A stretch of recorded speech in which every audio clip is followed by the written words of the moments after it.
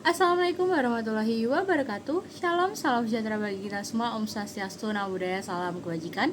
Sebelumnya, perkenalkan nama saya Nabila Rahma Fauzi Putri dengan NPM 25144000008 dari Program Studi Pendidikan Vokasional Teknologi Otomotif Fakultas Keguruan dan Ilmu Pendidikan. Di sini saya akan mempresentasikan tentang kajian praktik yang baik pendidikan inklusif di negara Finlandia untuk memenuhi tugas mata kuliah pendidikan inklusif vokasional yang diampu oleh Bapak Lukman. Baik, langsung saja kita masuk ke dalam materi presentasinya.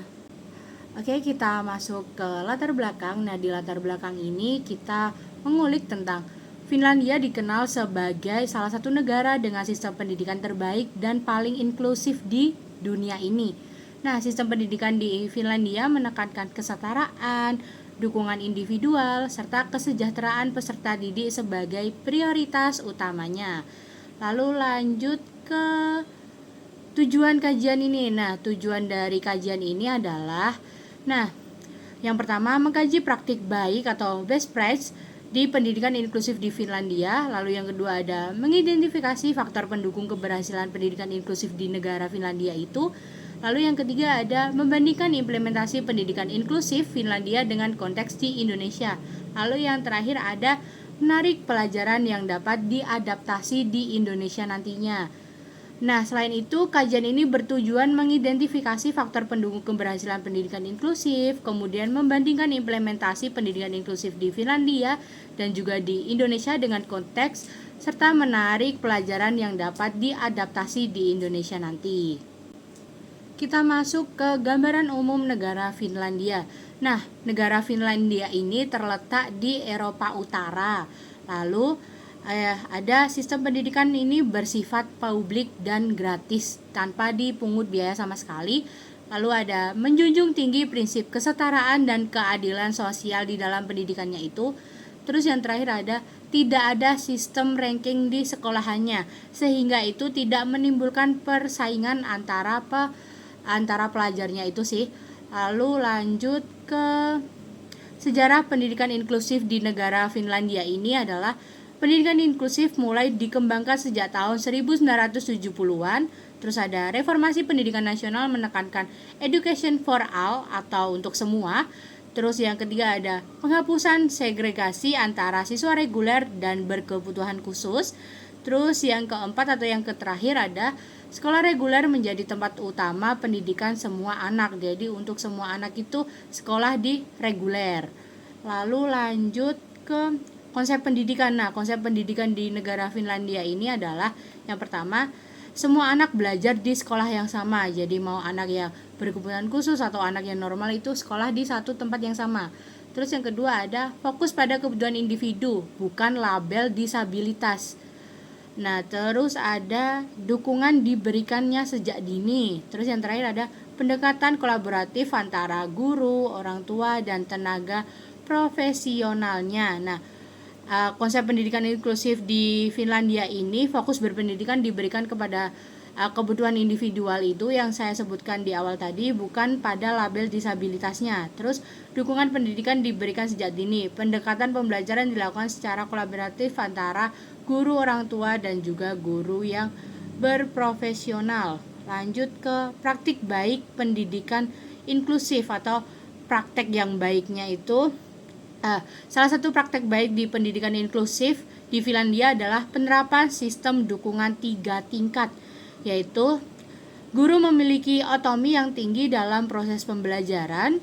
Terus ada kurikulum yang digunakan bersifat fleksibel dan juga adaptif. Terus yang terakhir ada penilaian dilakukan secara formatif, bukan bersifat kompetitif. Terus lanjut ke sistem dukungan 3 tingkat yang seperti yang saya sampaikan tadi. Terus lanjut saja, peran dalam pendidikan inklusif.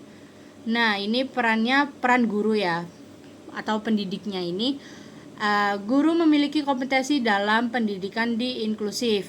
Terus bekerja sama dengan guru khusus dan psikolog di sekolah. Jadi di sekolah itu harus ada psikolognya juga untuk menangani anak-anak yang berkebutuhan khusus tersebut. Lalu menggunakan metode pembelajaran diferensiasi.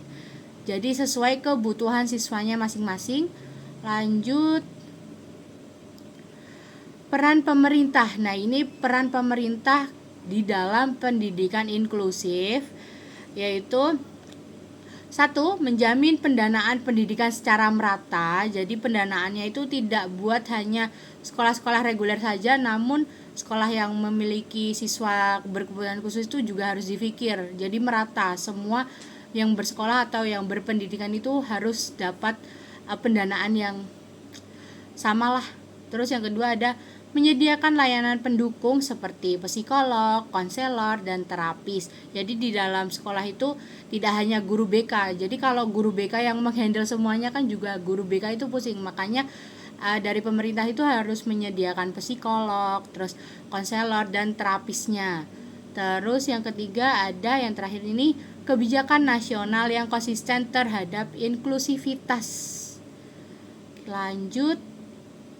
Nah, dampak positif dari implementasi tersebut, ini yang pertama, minimnya kesenjangan prestasi belajar. Terus yang kedua ada tingkat kesejahteraan siswa tinggi. Terus yang ketiga ada lingkungan belajar yang aman dan ramah tentunya. Terus yang keempat ada meningkatnya kepercayaan diri siswa berkebutuhan khusus. Jadi kalau di sekolah itu tidak ada yang membanding-bandingkan, tidak ada yang membeda-bedakan lah. Itu tuh juga bisa meningkatkan kepercayaan diri yang tinggi untuk siswa yang berkebutuhan khusus tersebut. Lanjut, perbandingan. Nah, kita masuk ke perbandingan negara Finlandia dan juga negara Indonesia atau negara kita sendiri. Nah, di Finlandia ini itu dukungan sistematisnya itu terstruktur, terus guru dengan kompetensi tinggi. Terus di Indonesia ini masih terbatasnya sumber daya dan pemahaman pendidik inklusif itu belum merata. Perbedaannya itu sementara itu di Indonesia masih terdapat keterbatasan sumber daya, pemahaman mengenai pendidikan inklusif juga belum merata di seluruh wilayah. Sedangkan kalau di Finlandia itu memiliki sistem dukungan pendidikan yang sistematis dan terstruktur serta guru dengan kompetensi tinggi atau pahamlah tentang pendidikan inklusif ini. Lanjut, peluang implementasi di Indonesia atau di negara kita sendiri.